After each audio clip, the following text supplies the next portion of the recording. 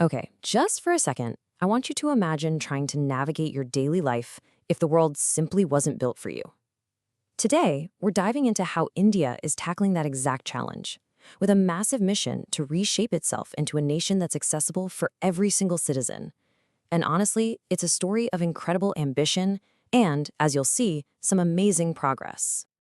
This quote right here, it really hits home, doesn't it? For tens of millions of people, this wasn't some dramatic exaggeration.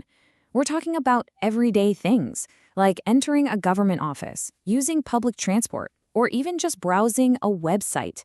They were full of barriers. So yeah, for many, accessibility wasn't just a challenge. It really did feel like a distant dream. But that's what makes this whole story so fascinating. Because that dream, it's not so distant anymore. There's a systematic, nationwide effort underway that's turning that dream into a reality. One ramp, one website, and one mindset at a time. So, when you're faced with a challenge this massive, where do you even begin? Well, let's take a look at the foundational first step that really kicked this entire transformation into gear. The answer is the Accessible India campaign, or as it's known, Sugamya Bharat Abhiyan. This is the engine driving the entire movement. Launched back in 2015, its goal is, simple on the surface, but incredibly profound, to create a truly barrier-free environment for everyone. But to really get what this mission is about, you have to look past just the physical changes. Because at its core, this isn't just about rules and regulations. It's about a fundamental shift in philosophy. It's really built on three powerful pillars. First, a promise of dignity, this idea that being able to participate in society is a right, not some kind of privilege. Second, a vision of inclusion, making sure that absolutely no one is left behind. And finally, a design for everyone, which is all about universal design, creating things that are usable by all people to the greatest extent possible right from the get-go. And look, this isn't just a mission based on goodwill. It has a rock-solid foundation.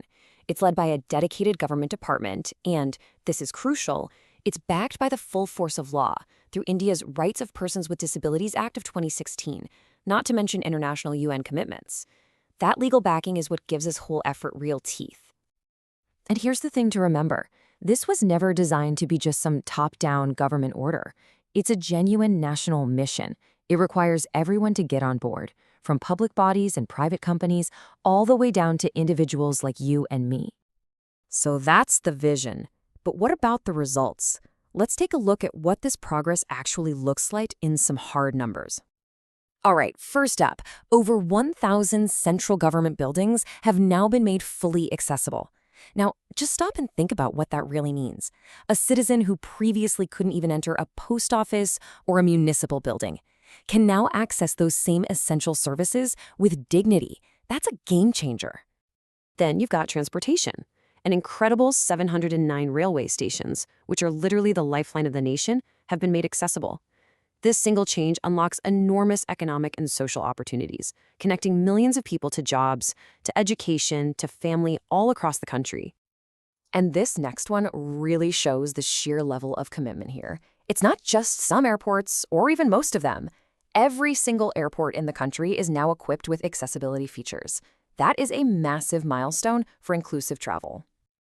Of course, accessibility today isn't just physical, right? We live online.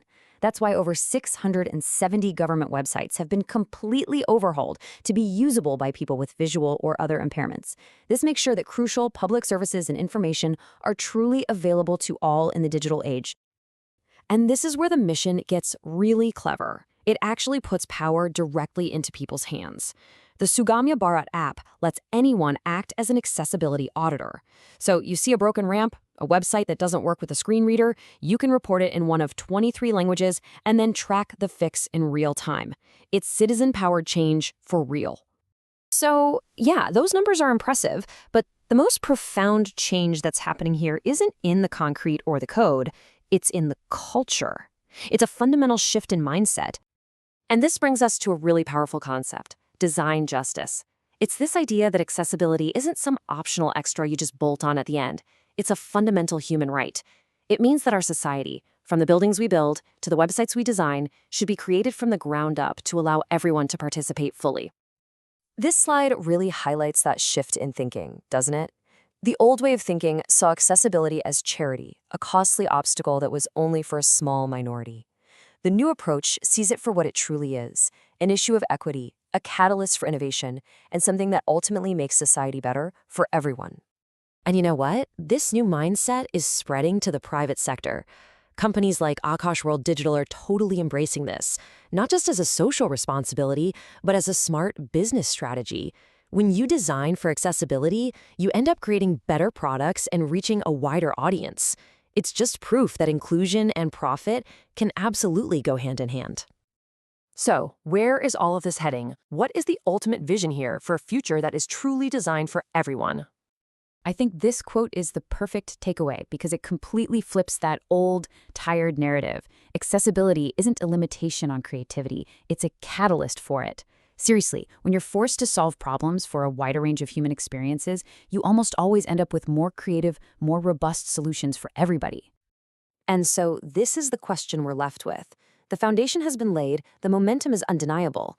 The real challenge now is making sure that this principle of inclusion is woven into the very fabric of every new building, every app, and every policy as India continues its rapid growth. Because the goal isn't just to build a modern India, but a truly accessible one for all.